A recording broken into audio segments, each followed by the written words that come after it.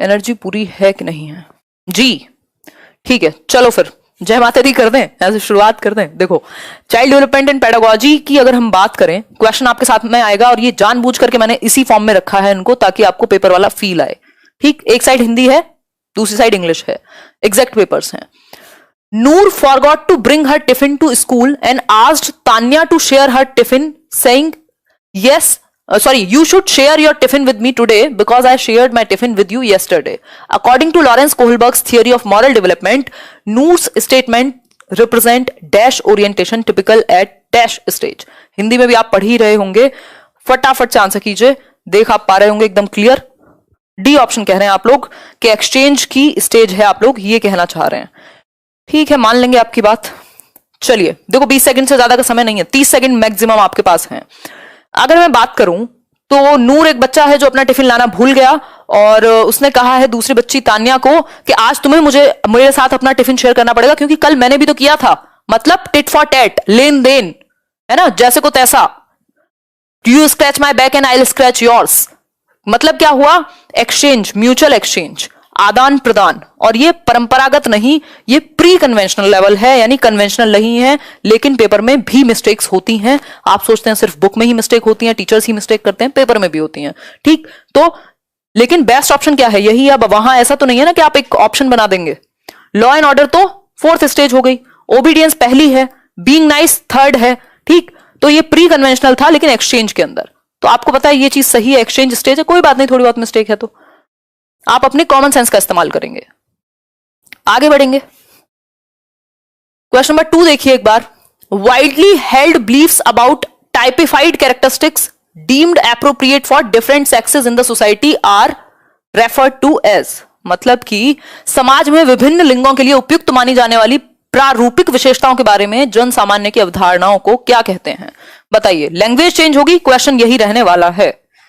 Answer कीजिए फटाफट से, जल्दी से आंसर करो। डी ऑप्शन मतलब जेंडर स्टीरियोटाइप, बिल्कुल सही बात है।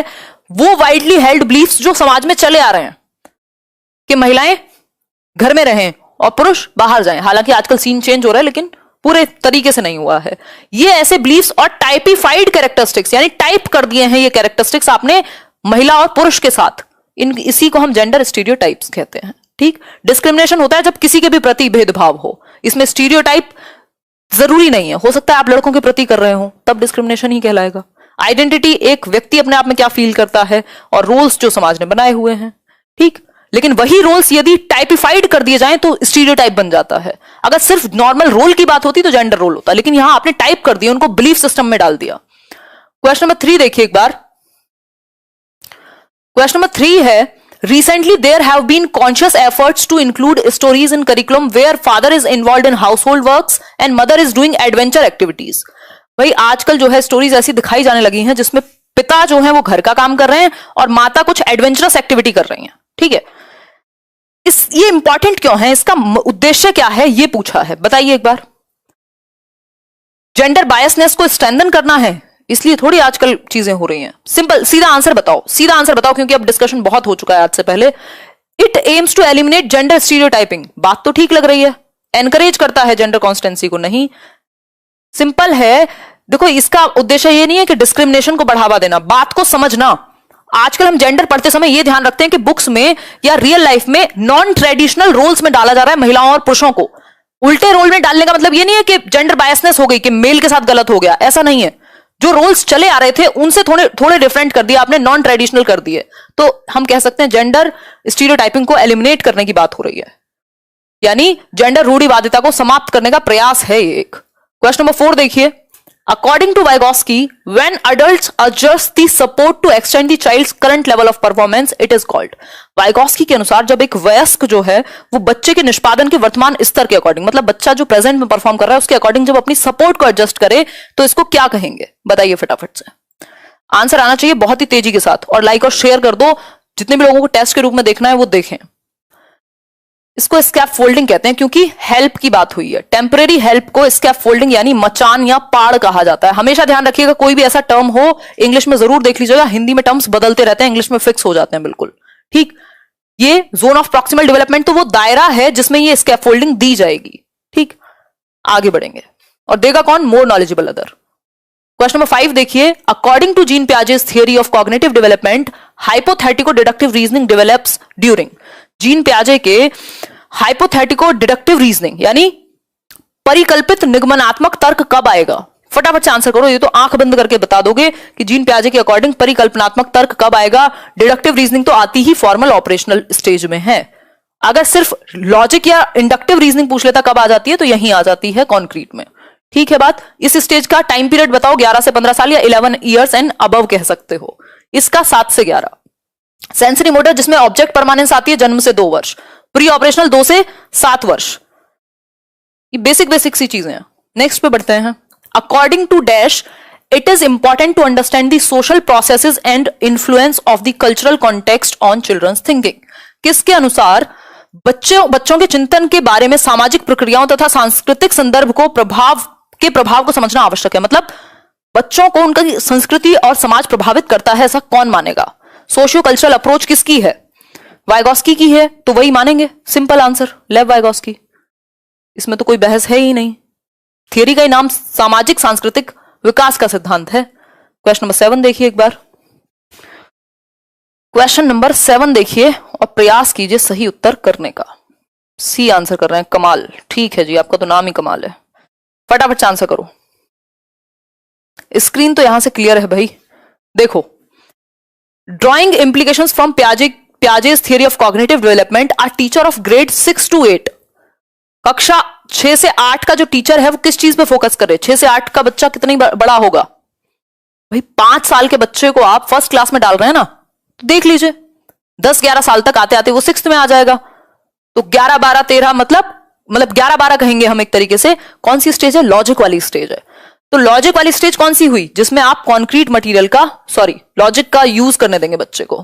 Present problems that require reasoning based solutions, क्योंकि 11-12 के आगे जाने वाला है, वो रीजनिंग उसके अंदर आ चुकी है, इंडक्टिव लॉजिक आ चुका है और डिडक्टिव की तरफ वो जा रहा है। तो आंसर होगा बी ऑप्शन। ऐसी समस्याएं उसके सामने प्रस्तुत करेंगे जिसमें तर्क का इस्तेमाल ज्यादा हो। ठीक, अगर जस्ट शुरुआती 7 से 11 की शुरुआती स्टेज में होता तब हम इसके साथ चले जाते। ठीक, क्योंकि इतना छोटा बच्चा नहीं है 6th to 8th वाला कि हर चीज उसको टच और फील ही कराओगे, उसका तर्क भी तो यूज कराओगे, तभी तो आगे के लिए तैयार होगा। क्वेश्चन नंबर 8 देखिए। As per Howard Gardner's theory of multiple intelligence, what would be the characteristics of a person with logico-mathematical intelligence? एक एक क्वेश्चन सबका आता है, ये जो भी मैं डिस्कस कर रही हूं आपके साथ। तार्किक गणितीय बुद्धि वाले व्यक्ति के अंदर कौन सी एक विशेषता पाई जाएगी? बताइए फटाफट से, आंसर कीजिए बहुत तेजी के साथ। रिफ्रेश कर लीजिए जिनकी भी स्क्रीन क्लियर नहीं है। Sensitivity to the sounds, rhythms and meanings, ये तो भाषा के बारे में हो गई ना, ये तो म्यूजिकल इंटेलिजेंस हुआ। विजुअल स्पेशियल, ये भाषा के बारे में है। Rhythm, aesthetic quality of musical expression, ये म्यूजिकल हो गई। Sensitivity to and capacity to detect patterns, handle long chains of reasoning, तर्क के लिए तो मैथमेटिकल माइंड चाहिए ही चाहिए। तो आंसर हो गया डी ऑप्शन, जो मैथमेटिकल इंटेलिजेंस जिसमें पाई जाएगी, जिसको मैथमेटिको लॉजिको मैथमेटिको कहा जाता है, उसके लिए तर्क का होना आवश्यक है। क्वेश्चन नंबर 9 देखिए फटाफट से। क्वेश्चन नंबर 9 है, the process by which children develop habits, skills, values and motives that make them responsible productive members of society is called. यानी वो प्रक्रिया जिसके द्वारा बच्चे कुछ आदतें, कुछ कौशल, कुछ वैल्यूज यानी मूल्य, कुछ मोटिव्स धारण करते हैं, जो उनको रिस्पॉन्सिबल बनाए, प्रोडक्टिव मेंबर बनाए, सोसाइटी का एक एक्टिव मेंबर बनाए। इस प्रक्रिया को क्या कहेंगे भाई? मनुष्य एक सामाजिक प्राणी है, अरिस्टोटल कहते हैं, अरस्तु, और इसलिए समाज के कुछ नियम, कायदे, कानून, तौर तरीके हैं, और इसी प्रक्रिया को, जिस प्रक्रिया में हम ये सब तौर तरीके, कानून, नियम सब सीखते हैं, इसी को सोशलाइजेशन कहते हैं, सामाजिकरण की प्रक्रिया है। 3rd चैप्टर है सीटेट के सिलेबस में और बहुत ही महत्वपूर्ण है। जेंडर के बाद आगे बढ़ेंगे। Which of the following statements about the role of heredity and environment in human development is correct? Heredity आप जानते हैं, आनुवांशिकता, जो आपको अपने जीन्स से, और पर्यावरण जो आपको चारों ओर से घेरे हुए है। कौन सी एक बात इसके रोल के बारे में करेक्ट है? स्पीड को बना के रखिएगा, धीरे धीरे स्पीड बढ़ेगी ही, कम नहीं होगी। डी कह रहे हैं कई लोग, ओनली रीजन, सिर्फ एक कारण नहीं हो सकता, सिर्फ एनवायरमेंट और दोनों नहीं, ये तो कहना गलत है। हम प्रोडक्ट ही हैं हेरिडिटी और एनवायरमेंट के, यानी heredity and environment both influence human development in a complex interplay. यानी आनुवांशिकता और वातावरण एक दूसरे के साथ जटिल अन्योन्य क्रिया करके, जटिल अंतः क्रिया करके हमारे विकास को, मानव विकास को प्रभावित करते हैं। किसी क्षेत्र में कोई ज्यादा प्रभावी है, किसी में कोई और ज्यादा प्रभावी है। वुडवर्थ कहते हैं दोनों ही महत्वपूर्ण हैं, बराबरी का हिस्सा रखते हैं। इन अ प्रोग्रेसिव क्लासरूम, एक प्रगतिशील कक्षा, जॉन डुई का चैप्टर आया था, मैंने आपको ये कराया भी होगा डिस्कशन। प्रगतिशील शिक्षा किस बारे में विश्वास रखेगी, ये बता दीजिए फटाफट से, जल्दी से जवाब दीजिए। प्रगतिशील शिक्षा के बारे में बताइए। एस्टेट की क्लास लूंगी, शायद कल ही ले लूं मैराथन। बताओ। Knowledge is constructed by the learner, बात तो सही है, सॉरी, क्योंकि बच्चा जहां एक्टिव है वो चीज बेस्ट है। प्रोग्रेसिव एजुकेशन भी लर्निंग बाय डूइंग की बात करता है, कंस्ट्रक्टिविज्म भी इसी बात को करता है कहीं ना कहीं। पैसिवली नहीं हो सकती, सिर्फ रिकॉल करना, रिप्रोड्यूस करना नॉलेज नहीं है। मतलब विद्यार्थी के द्वारा ज्ञान की संरचना करना, जहां बच्चा एक्टिवली कंस्ट्रक्ट करे नॉलेज को। जॉन डुई ने प्रोग्रेसिव स्कूल्स खोले थे 1896 में, if I am not wrong. तो चलिए, continuous and comprehensive evaluation includes, CCE, सतत एवं व्यापक मूल्यांकन अपने अंदर किस चीज को समाहित करता है? केवल फॉर्मेटिव असेसमेंट, एफए, जिसमें सारी एक्टिविटीज आ जाएंगी, केवल summative assessment, neither formation nor summative assessment, या फिर बोथ। ऑब्वियसली एफए और एसए दोनों ही पार्ट हैं किसका? सीसीई का। एफए एंड एसए दोनों ही पार्ट हैं सीसीई का। बात तो ठीक है। फॉर्मेटिव में फीडबैक के लिए काम होता है और समेटिव में जजमेंट के लिए काम होता है। ये बात हम कह सकते हैं अगर थोड़ा सा हम इसको समझना चाहें, बट मैं बहुत ज्यादा समझाने पे फोकस नहीं करूंगी। आपके टेस्ट के रूप में आप इसको लेंगे। ऑप्शन डी इसका सही हो गया, कोई दिक्कत नहीं होनी चाहिए मेरे ख्याल में। भाई एफए और एसए दोनों हैं, और एफए का जो पोजीशन थी पहले तक, आज की डेट में थोड़ी चीजें चेंज हो गई हैं क्योंकि टर्म टेस्ट आ गया, बट अगर इन दोनों के बारे में पूछेगा तो 40% और एसए की 60%, जो सीटेट पूछता हुआ आता है। जो टर्म टेस्ट है उसमें 20% एफए, 80% टर्म 2 करके कुछ है। देखिए, a student in your class has been told again and again from different sources that people from his social group typically perform poorly in academics. आपकी कक्षा में एक विद्यार्थी है जिसको विभिन्न स्रोतों से बारंबार ये पता लगा है कि तुम्हारे समाज के, तुम्हारी जाति के जो लोग हैं, या तुम्हारी जिस स्ट्रेटा से तुम आते हो सोसाइटी के, वो कुछ नहीं कर पाते, है ना, पुअरली परफॉर्म करते हैं। तुम्हारा काम थोड़ी है पढ़ाई लिखाई, है ना। To reduce the impact of this stereotype and resultant stereotype threat, A teacher's initial step can be, भाई आपको पता है ये स्टीरियोटाइप है, ये एक ऐसी रूढ़िबद्धता है, ये एक मान्यता है, ये सच नहीं है। ये तो अपॉर्चुनिटीज का खेल है, एनवायरमेंट का खेल है, मौकों का खेल है, और इंडिविजुअल डिफरेंसेस का खेल है। कोई भी किसी भी जाति का, किसी भी समाज का व्यक्ति सीख सकता है यदि मौका मिले तो इसको घटाने के लिए आप क्या करेंगे? इग्नोर कर देंगे। इग्नोरिंग से तो कोई सॉल्यूशन नहीं निकलेगा। कंपटीशन कराएंगे, क्या पॉइंट हुआ इसका? छोड़ने को कहेंगे बच्चे को? जी नहीं। आप ऐसी स्टोरीज और एग्जाम्पल लाएंगे, ऐसे मॉडल्स उस बच्चे के सामने प्रस्तुत करेंगे जो उसके ही सोशल ग्रुप से या अलग अलग सोशल ग्रुप से जो लोग आए हैं, उन्होंने बहुत कुछ अचीव किया है। कोई भी एक फिक्स तरीका नहीं है सफल होने का, ये बात उसके सामने आप प्रस्तुत करेंगे। डॉक्टर एपीजे अब्दुल कलाम से लेकर के और दुनिया भर की स्टोरीज आप दे सकते हैं कि हर कोई सफल हो सकता है, ऐसा उसके दिमाग में बैठ जाए, और सभी के दिमाग में बैठ जाए, इवन जो बाकी क्लास के बच्चे हैं, कि ऐसा नहीं होता। In an inclusive classroom our teacher should, एक समावेशी कक्ष में एक शिक्षक को क्या करना चाहिए, ये पूछा है। बताइए, फटाफट से आंसर कीजिए। स्क्रीन क्लियर है अपनी, क्वालिटी को थोड़ा सा बेहतर करो। यहां कल के वीडियो के बाद जो स्टूडियो सेटअप हुआ है, उनको ऐसे फोटोज, कॉल्स और ये सब पहुंच रहे हैं कि क्वालिटी ऐसी होनी चाहिए। तो सबको तो ऐसी क्वालिटी चाहिए, आप कहते हो आपको दिखता नहीं है? बताओ एक बार। इंक्लूसिव क्लासरूम की यदि बात करें तो एक शिक्षक को क्या करना चाहिए? विश्वास रखना चाहिए कि हर एक बच्चे में अपनी क्षमता और अपनी स्ट्रेंथ के अकॉर्डिंग सीखने की क्षमता है। ऐसा नहीं है पिटी और सिंपैथी या हैंडीकैप लेबल करना है, या सिर्फ गिफ्टेड बच्चे को ही अटेंशन पे करनी है। हर एक बच्चा सीख सकता है, और इस बात को आपको ध्यान में रखना है। इंक्लूसिव का मतलब ही है all children can learn, education for all, inclusion सभी का, सेग्रीगेशन नहीं, अलगाव नहीं। ठीक है, परसों हम शिफ्ट कर रहे हैं वैसे स्टूडियो। आपको मैं थोड़ी सी एक न्यूज दे देना चाहूंगी, थोड़ी ज्यादा जल्दी हो गई है ये प्रोसेस, बाद में होनी थी, बट ठीक है, क्या कर सकते हैं। देखिए, a student shows the following science in the classroom. Best wishes दीजिएगा अपनी तरफ से, मैटर करती हैं विशेस मेरे लिए काफी। देखिए एक बार, आंसर करो, फटाफट से आंसर करो, फिर ही हम आगे बढ़ेंगे। 15th क्वेश्चन कहता है, a student shows the following science in the classroom. Anxiety around reading, difficulty हो रही है उसको शब्दों को पहचानने में, वोकैबुलरी कमजोर है और पढ़ के समझने में याद रखने में दिक्कत हो रही है। सिंपल है, डिसलेक्सिया है।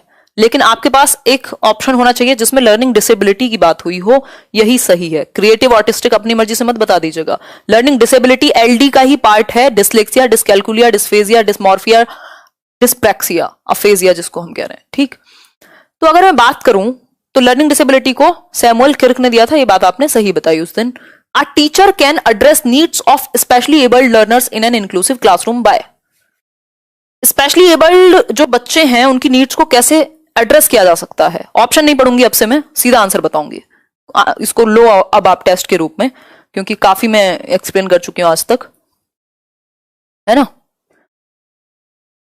अरे धन्यवाद कोमल, शिवांगी, थैंक यू। आप सभी को ढेर सारा अफेक्शन। ऐसे ऐसे लोग हैं कुछ, तो बस पढ़ के मन तो करता है ना जवाब देने का, बट क्या करें। A teacher can address needs of specially abled learners in an inclusive classroom. देखते हैं,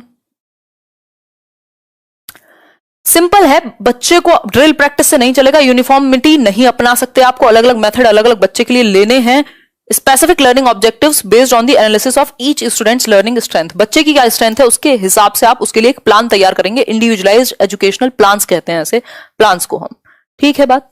आगे बढ़ेंगे क्वेश्चन नंबर 17 पर। A teacher can encourage creative learners in her classroom by. एक शिक्षिका अपनी कक्षा में सृजनात्मक विद्यार्थियों को किस प्रकार से प्रोत्साहित कर सकती है, बताइए जरा। क्रिएटिविटी को कैसे वो, या क्रिएटिव बच्चों को कैसे प्रमोट करे, या कैसे उनको रीइंफोर्स करे, आगे बढ़ाए।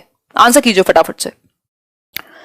कन्वर्जेंट थिंकिंग से थोड़ी होता है, डिस्करेज थोड़ी करोगे। क्या करोगे, एनकरेज करोगे बच्चे के मल्टीपल पर्सपेक्टिव्स को, उसके ओरिजिनल आइडियाज को, ठीक। प्रोत्साहित करोगे, उसके मूल विचारों को महत्व दोगे। अगर आपको क्रिएटिविटी को, कुछ नया करने वाले विद्यार्थी को आगे बढ़ाना है तो। क्वेश्चन नंबर 18 देखिए एक बार।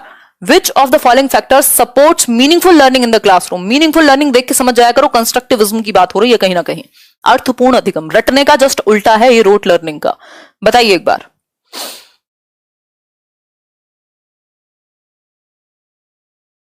आज थोड़ा सा तो अटक रही है ना वीडियो, खैर कोई बात नहीं, इंटरनेट का फ्लॉ होगा कुछ। इंटरनेट भी चेंज करा देंगे कल, टेंशन ना लो, परसों से सब चेंज।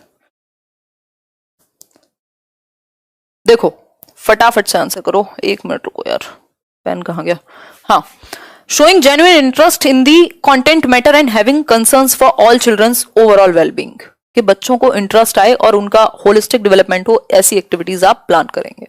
क्वेश्चन नंबर 19 देखिए। An example of effective problem solving strategy is, यानी प्रभावी तरीका कौन सा हो सकता है समस्या समाधान का। बहुत तेजी से आंसर करो, अटेंशन ही नहीं दोगे। फंक्शनल फिक्सनेस, कि सिर्फ बच्चे ने ये सोच लिया कि यार अब तो होगा ही नहीं। रिस्पॉन्स सेट, जी नहीं। Means and analysis, dividing the problem into number of सब गोल्स। देखो प्रॉब्लम सॉल्विंग क्या है, एक तो बच्चों को आपको मौका देना है प्रॉब्लम को सॉल्व करने का, मल्टीपल वेज सोचने का। दूसरी एक चीज मींस एंड एनालिसिस होता है, आप गोल को, जो एक बड़ी प्रॉब्लम है उसको छोटे छोटे हिस्सों में डिवाइड करके उसको सॉल्व करते हैं। भाई यूपीएससी क्लियर करना एक दिन में थोड़ी करोगे, आप उसको टुकड़ों में तोड़ करके करोगे चीजें, या सीटेट ही हो मान लो, ठीक।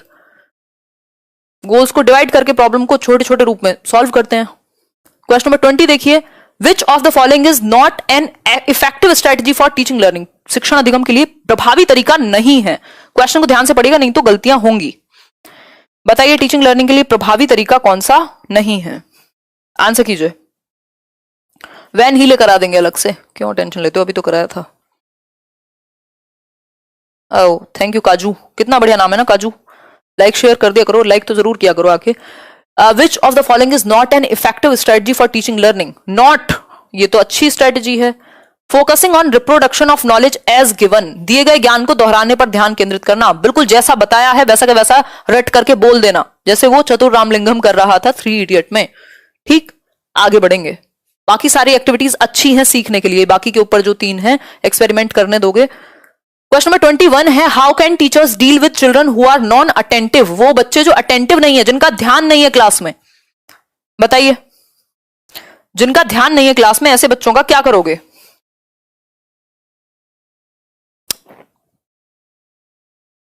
हर ऑप्शन को रीड करने का टाइम नहीं मिलता, वैभव कह रहे हैं। चलो ठीक है 30 सेकंड ले लो, मैं ही अब साथ में रीड कर दूंगी आपके। Ask the children to go out of the class, scold them frequently in front of the entire class, talk to them and find out reasons for their disinterest, या फिर give them a lot of worksheets as homework. Non attentive बच्चे के लिए आप उसको मौका दोगे ना, जानने की का प्रयास करोगे कि रीजन है क्या।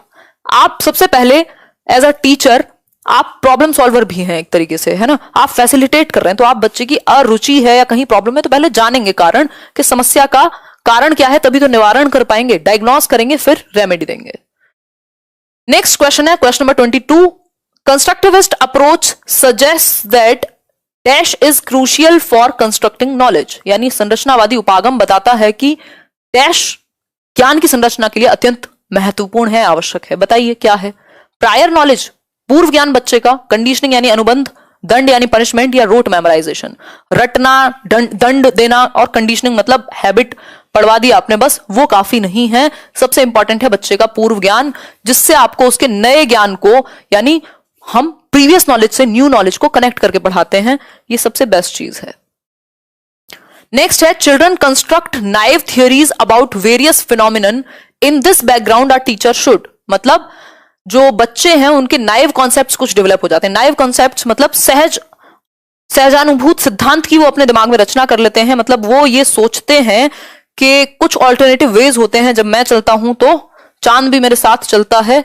बताइए, challenge these conceptions through dialogue, dialogue is a good thing, इसको आपको कन्वर्ट तो कराना पड़ेगा। डिसमिस कर देंगे, इग्नोर कर देंगे बच्चे के आइडिया को, डांट लगाएंगे, जी नहीं, इसको अल्टरनेटिव वे मानेंगे, वैकल्पिक अवधारणा मानेंगे बच्चे की सोचने की, और इसको आप एक डायलॉग के थ्रू, डायलॉग मतलब डिस्कशन करेंगे, बातचीत करेंगे, उसके सामने फैक्ट्स प्रेजेंट करेंगे और इस चीज को चैलेंज करेंगे। चैलेंज करने का मतलब है इसको ठीक करेंगे, इसका ऑपोजिट जब फैक्ट बताएंगे तो अपने आप ये चीज ठीक हो जाएगी। क्वेश्चन नंबर 23 का फर्स्ट ऑप्शन। क्वेश्चन नंबर 24 देखिए, the relationship between cognition and emotions, संज्ञान एवं संवेग के बीच में रिश्ते की बात हो रही है, आई मीन संबंध किस प्रकार का है। इंडिपेंडेंट ऑफ ईच अदर, एक दूसरे से स्वतंत्र हैं, या फिर यूनिडायरेक्शनल मतलब इमोशंस जो हैं वो प्रभाव डालते हैं संज्ञान पर, या यूनिडायरेक्शनल है यानी कॉग्निशन इन्फ्लुएंसेस इमोशंस, यानी सिर्फ संज्ञान प्रभाव डालेगा, या फिर बाई डायरेक्शनल है यानी डायनेमिक इंटरप्ले होगा बिटवीन बोथ। आंसर कीजिए फटाफट से। इसमें आप लोगों को कंफ्यूजन भी थी ना लास्ट टाइम जब मैंने कहीं किसी चैप्टर में डिस्कस कराया था, ठीक है, बताइए एक बार।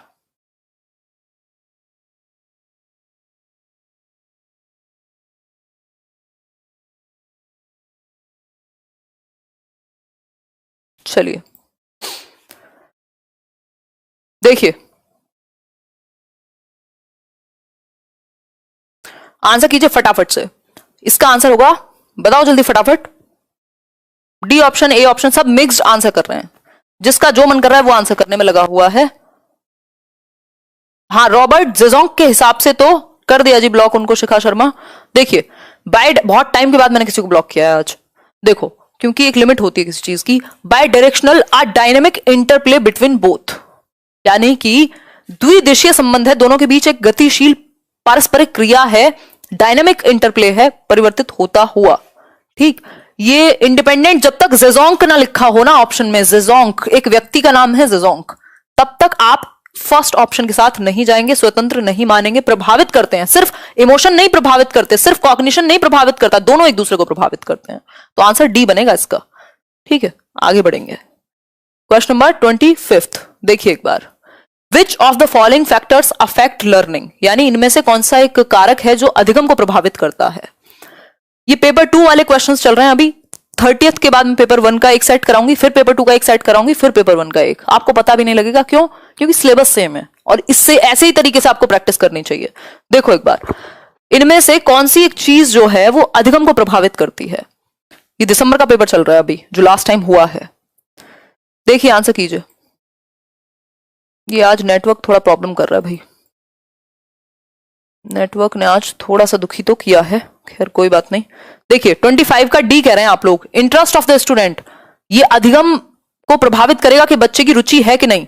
इमोशनल हेल्थ, वो सामूहिक रूप से स्टेबल है कि नहीं, या फिर पेडागोजिकल स्ट्रेटजीज यानी शिक्षा शास्त्रीय रणनीतियां, या फिर मतलब पेडागोजिकल स्ट्रेटजीज का मतलब है टीचर के पढ़ाने का तरीका।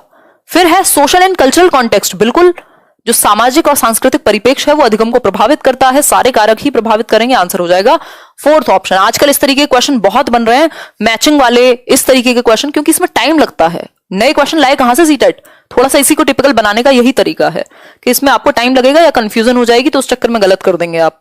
क्वेश्चन नंबर 26 देखिए, dash are an important aspect of the process of meaningful construction of knowledge, मतलब कौन सा निम्नलिखित में से क्या ज्ञान के सार्थक संरचना की प्रक्रिया में एक महत्वपूर्ण तत्व है, बताइए, या पहलू है, दीजिए जवाब जल्दी से।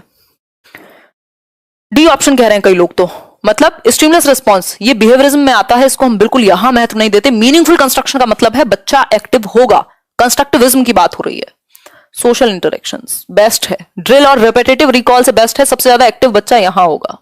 ठीक, तो सामाजिक पारस्परिक क्रियाएं, जिसके बारे में वाइगॉस की बात करते हैं। क्वेश्चन नंबर 27 देखिए, अच्छा रिस्पॉन्स कर रहे हैं आप लोग। When students repeatedly engage in an activity such as design and conduct an experiment to earn a reward that is not directly related to that activity such as earn a star or badge, they are likely to, मतलब जब विद्यार्थी पुरस्कार पाने की इच्छा से बार बार किसी गतिविधि को करने का निर्णय लेते हैं, जैसा कि एक प्रयोग का नियोजन एवं संचालन करना, कोई एक एक्सपेरिमेंट किया, उसको डिजाइन किया, जो कि प्रत्यक्ष रूप से उस गतिविधि से संबंधित नहीं है, डायरेक्टली उनको कुछ नहीं मिल रहा, लेकिन अगर वो अच्छा कर रहे हैं तो उनको एक स्टार मिल रहा है, 2 स्टार मिल रहे हैं, वो मिलते नहीं क्लासेस में अच्छे बिहेवियर के लिए 5 स्टार 4 स्टार।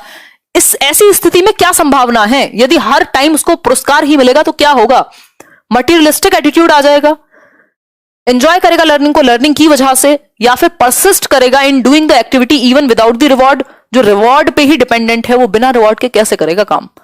फिर है set mastery goals for them rather than work to please others. बात तो यह है कि ऐसे बच्चे की संभावना क्या है, यह नहीं पूछा कि आपको क्या करना है, तो आंसर है ऐसे बच्चे के अंदर संभावना है कि उसके अंदर मटीरियलिस्टिक एटीट्यूड आ जाए चीजों को या लर्निंग को लेकर के, यानी वो सिर्फ अधिगम तब करे जब उसको कुछ बाहरी चीजें मिले, वो बिना किसी एक एक्सटर्नल चीज के कुछ काम ही नहीं करेगा कि मिलेगा क्या, कुछ करूं तो जब मुझे कुछ मिलेगा इसके बदले क्या मिलेगा, अच्छा इतना मिलेगा, इतना तो मैंने बहुत बार ले लिया, कुछ और दो अब, तो आदत हो जाएगी एक्सचेंज की, ठीक है, मटीरियलिस्टिक चीजों की।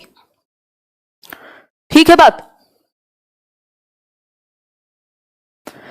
चलिए फिर अधिगम के प्रति भौतिकतावादी अभिवृत्ति का विकास हो जाएगा। क्वेश्चन नंबर 28 देखिए, एक सेट खत्म होने वाला है, बहुत अच्छा आप काम कर रहे हैं, अगर इसी तरीके से चला तो हम 3-3 सेट तो निपटा देंगे अगले 3 दिन में। The concept of childhood is, बाल्यावस्था की अवधारणा, इसमें बड़े लोगों को कंफ्यूजन हुई है, पता नहीं क्या हो गया, इस क्वेश्चन पे बवाल हुआ पड़ा है, बताओ एक बार फटाफट से आंसर करो, जल्दी से आंसर करो। Concept of childhood, concept of childhood, बाल्यावस्था की अवधारणा से क्या अभिप्राय है। Universally the same across different cultural context, stages तो सेम है, बट क्या क्या कहेंगे इसको, कॉन्सेप्ट जो है चाइल्डहुड का वो सेम है। ऐसी बहुत सारी रिसर्च हैं, आप गूगल से लेके और एक से एक अच्छी बुक्स तक भी पढ़ सकते हैं ये चीज कि एक सोशल कंस्ट्रक्शन है according to contemporary socio constructivist theorist. जो सामाजिक संस्कृतिवादी मनोवैज्ञानिक हैं वो ये मानते हैं कि ये सामाजिक संरचना है, जो चाइल्डहुड का कॉन्सेप्ट है वो समाज ने ही बनाया है। क्यों, मैंने एक एग्जांपल भी दिया था, मेरे और आपके घर के बच्चे को खाने की टेंशन नहीं है, वही एक बाहर उतनी ही उम्र का बच्चा, एक 5 साल का 6 साल का बच्चा खाने की तलाश में है और उसको इतनी स्मार्टनेस है कि उसे किससे कैसे निकलवानी है चीजें, या वो कैसे अपनी लाइफ बिना चप्पल के भी जी सकता है। मतलब कॉन्सेप्ट ऑफ चाइल्डहुड चेंज हो गया ना। उस बच्ची को, जो 5 साल की बच्ची है, उसको अपने भाई को संभालना है, आपके घर का बच्चा पढ़ने जाता है, बचपन तो उसके लिए भी सेम होना चाहिए था, नहीं। सामाजिक और संस्कृति ने, समाज और संस्कृति ने प्रभावित कर दिया, ऐसा कॉन्सेप्ट बन गया जो समाज और संस्कृति प्रभावित करते हैं।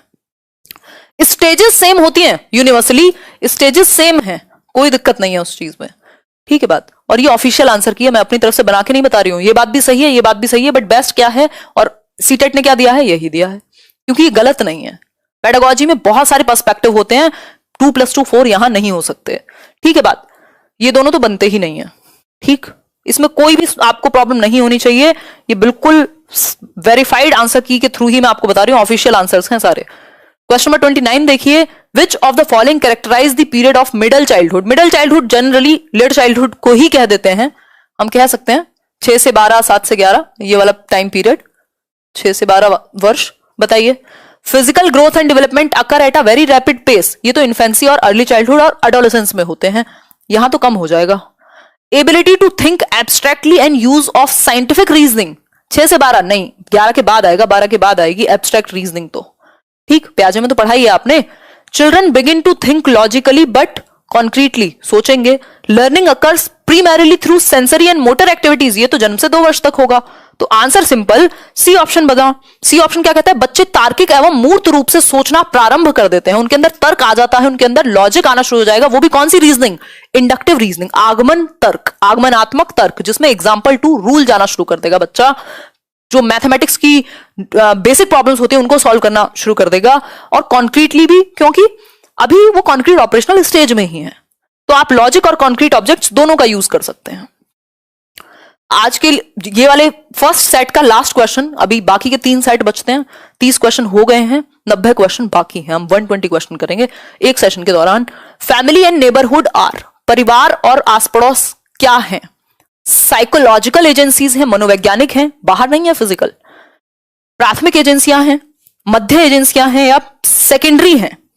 देखो मैंने एक चीज आपको सिंपल बताई हुई है, जहां परिवार आ जाए ना, जहां फैमिली आ गई, वो सेकेंडरी जीवन में कभी नहीं हो सकता। प्राइमरी सोशलाइजिंग एजेंसी हो जाएगी, प्राथमिक एजेंसी हो जाएगी सामाजिकरण की। सामाजिकरण के 2 वाहक इंपॉर्टेंट हैं, एक है प्राइमरी सोशलाइजेशन यानी मुख्य, और दूसरा है सेकेंडरी। प्राइमरी में परिवार को रखिएगा, कई बार नेबरहुड को भी यहां इंक्लूड कर दिया जाता है जैसे इस ऑप्शन में, और सेकेंडरी में आप स्कूल को रखिएगा, स्कूल के साथ जो भी हो फिर आप देख लीजिएगा। स्कूल के साथ फैमिली हो तो सेकेंडरी नहीं हो पाएगा, अदरवाइज सिंपल याद रखिए, प्राइमरी में परिवार, जहां परिवार है वो सेकेंडरी नहीं होगा, और जहां स्कूल है वो प्राइमरी नहीं हो सकता। ठीक, ये बात इतनी क्लियर है अगर आपको, तो आपका 1 नंबर का क्वेश्चन गलत नहीं होगा, हर बार आता है, फिक्स्ड क्वेश्चन है, बिल्कुल फ्री का नंबर है। यहां तक की बात किसको क्लियर हुई है वो बताए, और आउट ऑफ 30 यहां तक कितने गलत हुए, किसी के हुए गलत अभी तक, क्योंकि अब तो प्रैक्टिस जबरदस्त होनी चाहिए।